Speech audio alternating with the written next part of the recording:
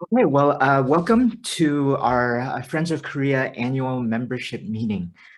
Um, in this portion of the meeting, we'll discuss things that are more of interest to Friends of Korea members, but you are welcome to stay whether you are a member or not, if you are more interested in some of the things that happen behind the scenes.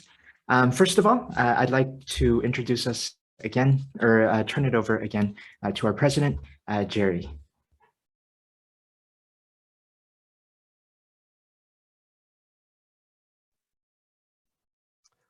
Hello, everyone. Once again, it's nice to see you. We're going to have our annual membership meeting now, and I will be displaying some slides for you. And let me prepare that.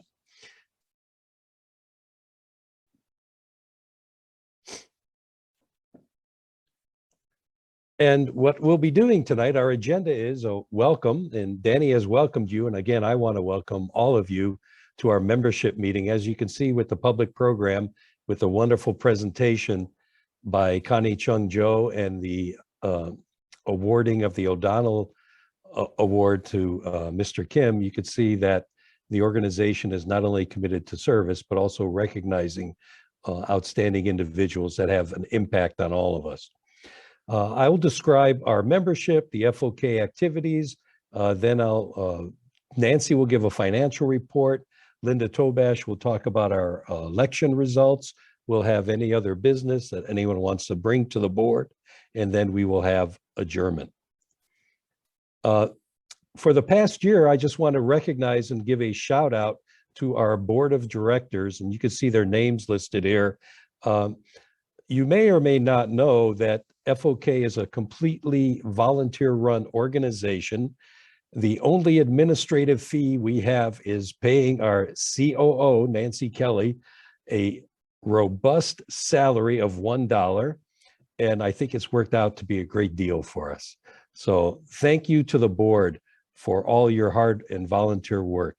And it's also, I think, reassuring to our membership that any contributions or the money that we collect from membership really goes into our activities, such as the Giving Back Initiative. Here's a little picture of our membership during one of the revisits to Korea. And just for some statistics for you, we have 292 members. Of those, 192 are lifetime. We have 100 annual members. The numbers in parentheses are the numbers from last year. So you can see we've increased in our membership. We also have donors. Individuals will donate money to us for our various activities, and we have 4 honorary members. On the right side, you can see the lifetime membership fees, the annual fee, and the special student fee. Also, FOK has a broad outreach. We have a mailing list of over 3,000 names that we can disseminate information to, so that really expands our reach. FOK is really built on 3 strategic anchors that guide our work. They're education, networking, and philanthropy. And I'll talk about each now the next couple moments. The highlights of our 2020 and 2021 year, and that means since our last annual membership meeting in past November, we want to give a shout out to Nancy Kelly, our COO, who was the recipient of the National Peace Corps Association Deborah Harding Lifetime Achievement Award. Not only was she honored at the NPCA conference, but Carol Spahn, the acting director of Peace Corps, sent a lovely note to Nancy, and I'd like to read part of it. It says, "Dear Nancy, congratulations on receiving the Women of Peace Corps Legacy Award at the National Peace Corps Association conference this week. The work of health volunteers overseas, which is the organization that Nancy is the executive officer of, is so well respected around the world. And I know in a great degree it's because of the passion and leadership you have invested in it for so many years. We also greatly appreciate your amazing commitment to the activities of Friends of Korea. So many of us, meaning the people at the Peace Corps office, would walk by your photo and those of your Peace Corps Volunteer Korea cohort in the halls of the old building. It was the old Peace Corps Center. And we are reminded daily of the impact you have had and continue to have working with your Korean counterparts. For our membership, you may or may not know that Friends of Korea, we had a photo exhibit that traveled around the United States and Korea, and we are the only Friends group that has some of those pictures displayed in the Peace Corps main office. Another highlight of this past year was the COVID survival packages that were sent by the Korea Foundation to return Peace Corps volunteers. This happened right after our meeting last year, and it was such a dramatic gesture and kind gesture on their part. It even received coverage in the New York Times, newspapers such as the San Diego Union Tribune, local papers, even my local community paper had a story on it, and Arirang TV in Korea. We're also continuing our Korea Times Friends of Korea article series, and those are reflections of former times or present day Korea that we submit periodically to the Korea Times newspaper. If you are interested in submitting something, please send me an email, contact me at Friends of Korea. Also, the COVID Giving Back initiative last year, because of the impact of COVID on many organizations, such as the Asian Americans Advancing Justice, they serve needy populations. And so we felt we would contribute more of our Giving Back initiative to organizations that needed it last year, even if they had received prior Giving Back donations. So we had designated 5 groups, and I think all of them were most appreciative. They submitted proposals to us, and they were allowed to, we made a small contribution to carry on their work. We also had the FOK Mixer and webinar series this year. The Mixer brought together members for an informal virtual online meeting, and we plan to do more. It was very successful, and we had the webinar series. Last year, we had Victoria Kim of the LA Times reporting from Korea to us, and we had Paul Cartwright, whose book about the Gwangju incident came out, and Paul was a former or a returned Peace Corps volunteer from Korea. Also, you may or may not know, we have many Consul General liaisons. That means when the Korean government, Republic of Korean government, has Consul General offices in cities such as Houston, Los Angeles, New York, Chicago, in those areas, we have liaisons that interact with them and participate jointly in activities. And here is just a few. You can see this was in Chicago when they had an evening for celebrating Korean American women. And Dave Roden is in that picture in the middle, and he's our liaison there. And the next slide was the Korea-US Friendship Night, and that was in Los Angeles, and it involved the Youth Ambassador Group, which is a member of the Friends of Korea. These are students, either high school or college students, that were funded by the Korea Society and the Pacific Century Institute in California. And you'll see Friends of Korea members here. All of them are Friends of Korea members. And in the middle front row, you'll see Mary Brody is one of our liaisons, whereas Sherry Davis is in the back there as well. And we have a very active liaison group in the New York area. And because of COVID, they decided to curtail their in-person activities. So instead, the Consul General, Ambassador Wonsan Chang, proposed having the returned Peace Corps volunteers in the New York, New Jersey, Delaware, Pennsylvania, and Connecticut areas that were under the jurisdiction of the Consul General to post messages on the Consul General website about their Peace Corps experiences.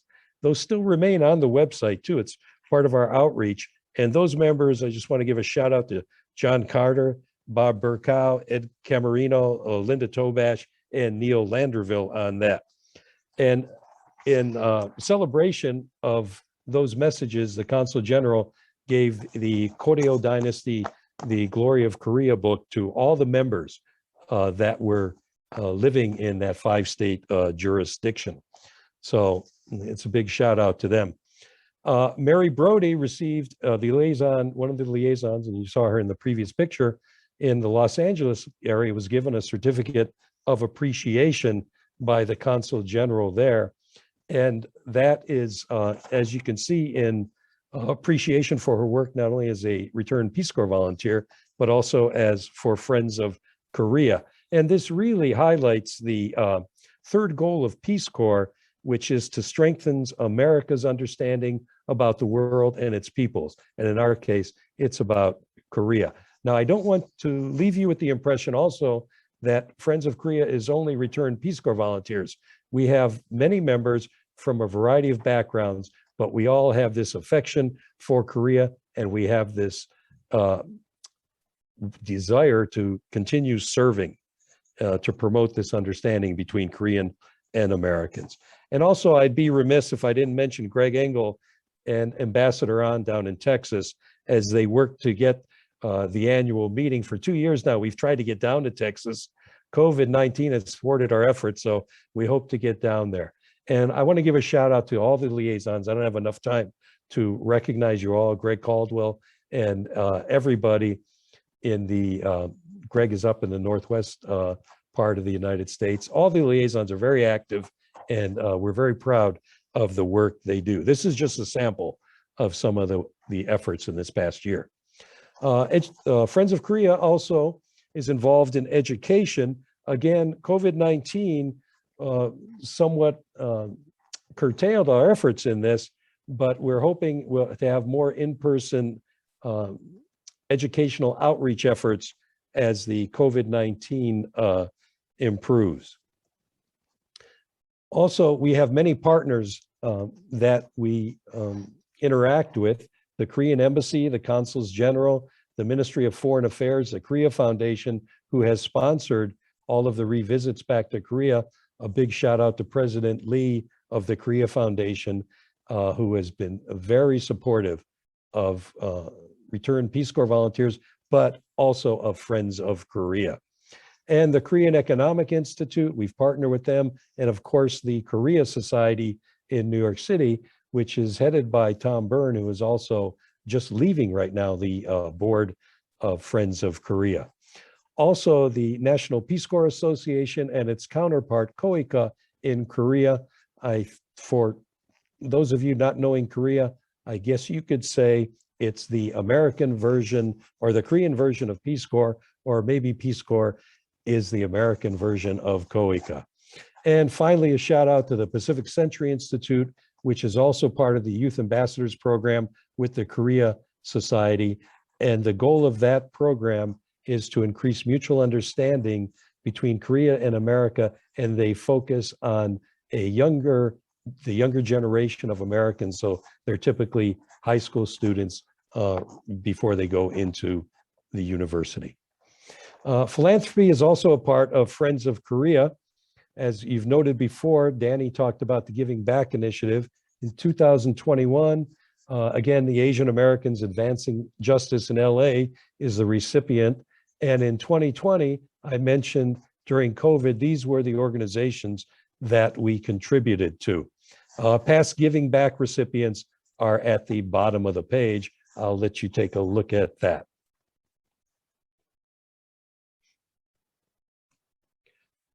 And next is the Kevin O'Donnell Award. You've already heard, if you were at the public program, about the background of the O'Donnell Award. In the upper left of your screen, you'll see Kevin meeting Hubert Humphrey, actually in Korea. And again, Kevin started the Peace Corps in Korea, and that's why so many volunteers, all of us, are really indebted to what he's done, and that's really led to Friends of Korea. You'll see past recipients in the other pictures, and these are the individuals. And then this year, of course, Mr. Kim Jong-chan, the retired protocol officer from the Korean National Assembly and a beloved Peace Corps Korea training director and language instructor. I only have one regret for my time in Korea, and that was Mr. Kim was not my training director. We missed him. He came with the, I was between groups that he was the director of. So, but I've gotten to know Mr. Kim subsequent to that, and he very much deserves the Kevin O'Donnell Award. And now we're going to have the financial report. Nancy Kelly is going to report on this.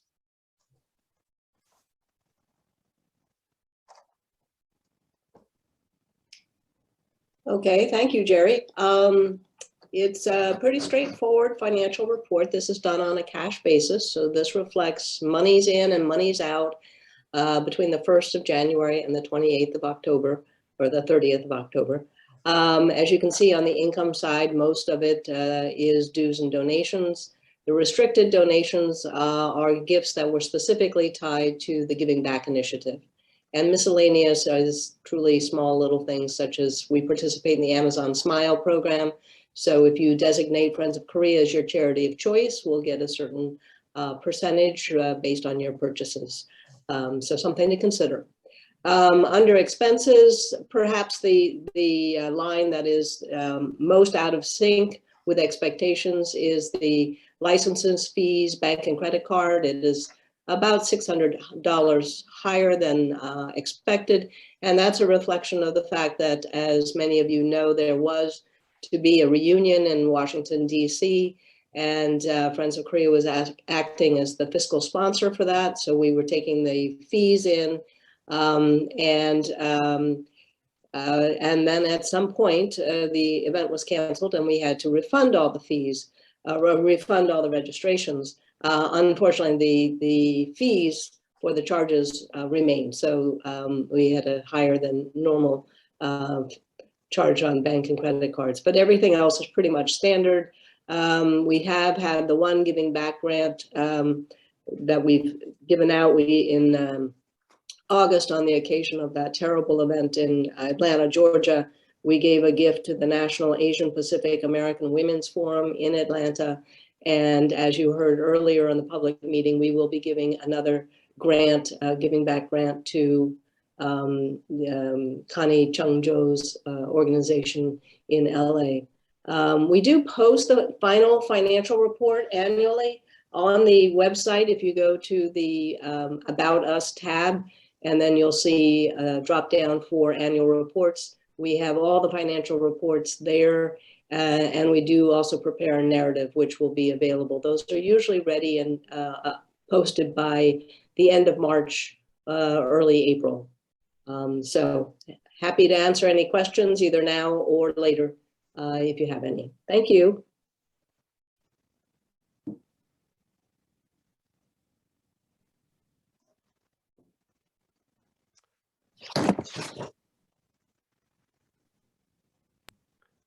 Now we'll have the board elections. Linda Tobash. Thank you, Jerry. And I'm very pleased to report that in our board election in September, we saw a 14% increase in number of ballots submitted from 2020. And that's a trend that we've really been seeing for about the past 5 years, and one that we hope continues, albeit, only about 26% of you voted, and that's going to be a figure that we're going to work on in the future to hopefully get up a bit. But let's look at the results. So as we'll see on the next slide, these are the officers who were elected for the 2021-2022 term. Keep in mind that officers serve one-year terms, so that means they're elected every year.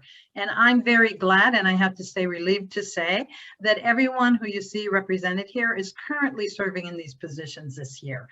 And so really a big shout out and a thank you for their willingness to continue to serve and contribute. And I have to say they're just a great group to work with. So thank you. In terms of the board of directors, who serve for 3-year terms, I'm thrilled to say that we have 2 new board directors who will be joining us and 1 returning board director as well. First, I'd like to tell you just a bit about Paul Cartwright. He was a health Peace Corps volunteer in Korea, who is a medical doctor, a public health professional. He's a scholar, he's a teacher, he's a researcher, and works in ophthalmology really around the world, in the US and Canada, consulting in the UK. He works extensively in Tanzania, where he founded the Kilimanjaro Center for Ophthalmology. And actually, that's where he is right now as we speak in Dar es Salaam. All of us assuming it's the middle of the night there, so he might be more than likely sleeping. And he's also currently very active and engaged in Cape Town, South Africa. He's written extensively in his technical field, but you may or may not be aware that he's also authored Witnessing Gwangju, a memoir, and he stays very in close contact with Korea and returns to lecture there. So we're thrilled that Paul will be joining us. Also joining us is Esther M. She's a former Fulbright junior research scholar who's currently at the National Committee on North Korea, the Mercy Corps, where she also conducts research, but also is involved in programming that promotes principled engagement between the US and North Korea. Formerly, she was at the permanent mission of the Republic of Korea to the UN in New York City. And I hope you join with me to welcome both of them. And we're thrilled to have them on board and the expertise and knowledge that they will bring. Also, Christy Gavitt, who we're very happy is agreed to serve a second 3-year term as board of director, is returning. And Christy was also a health volunteer in Korea. And throughout her very long career, she's been involved in international relief and development, primarily through CARE, and is currently a global health consultant.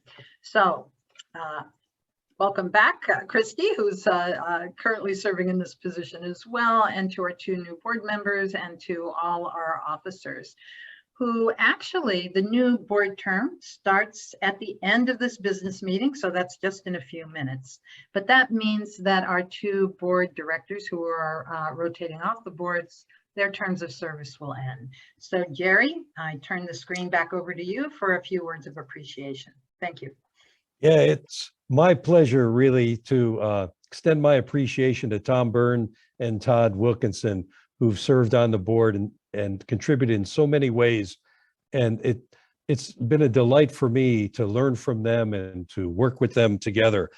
Tom, you may or may not know, also is the president of the Korea Society in New York, and he has been heavily involved in our activities while he served on the board. One of our annual meetings was actually at the Korea Society. Tom arranged for our plenary speaker last year, General Vincent Brooks. And so we will miss Tom on the board, but I know he will stay active in Friends of Korea because we have him on speed dial. We also have Todd Wilkinson on speed dial too. Todd has made many contributions to Friends of Korea. You can see in the picture there, this was in 2013 during the opening exhibit of the Friends of Korea at the Museum of Contemporary History in Seoul. And Todd is pictured there as he was heavily involved in those activities.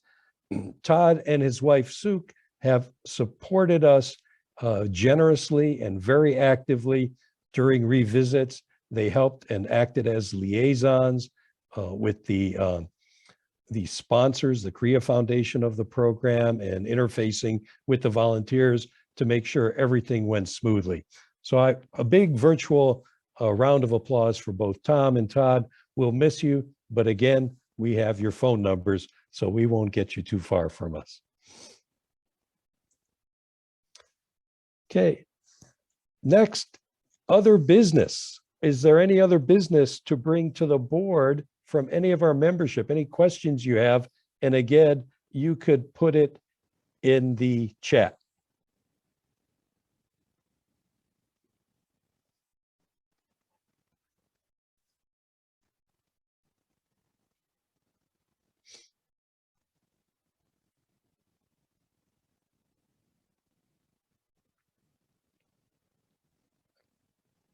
Okay, I think we haven't seen any. And again, you could contact us anytime. I do want to make one correction. Esther we had Esther Kim as our new board member, and it's actually Esther Im, and that's apologies to Esther from me. I mistyped that. But we look forward to both Esther and Paul joining the board as well.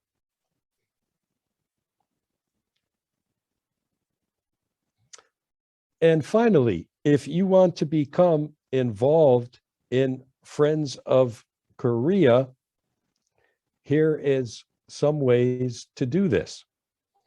You can sponsor a membership for a friend or colleague. If you're an annual member, consider becoming a lifetime member.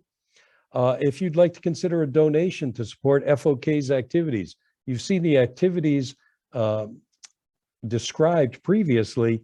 And again, all of our membership donations do not go for any types of salaries except for that $1, and everything else is for either the Giving Back initiative or support other initiatives of the organization.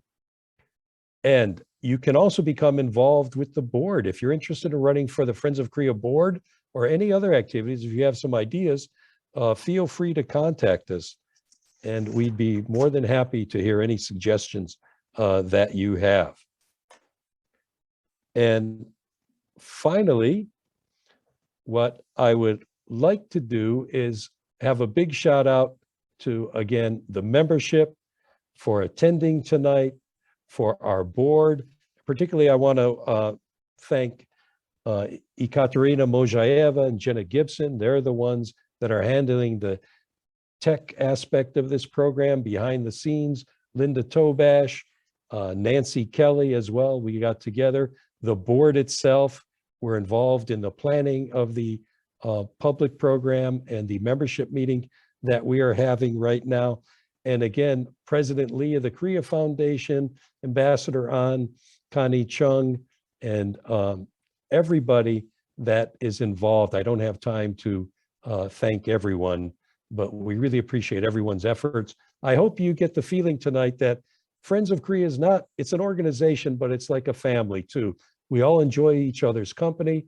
We have great affection for Korea, and we're committed to continuing service.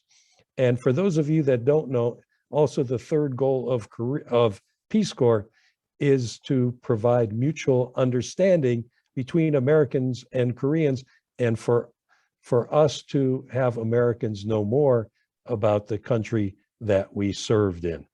And finally, a very big shout out to Danny Kim, who's done a wonderful job. And Danny will be conducting a webinar sometime in 2022, either January or February, and it'll continue on the theme that Connie Chung-jo talked about tonight. So I would like to say good night or good morning, depending where you are. Everyone have a good time, and thank you very much for attending tonight. 진심으로 감사합니다. 안녕히 계십시오.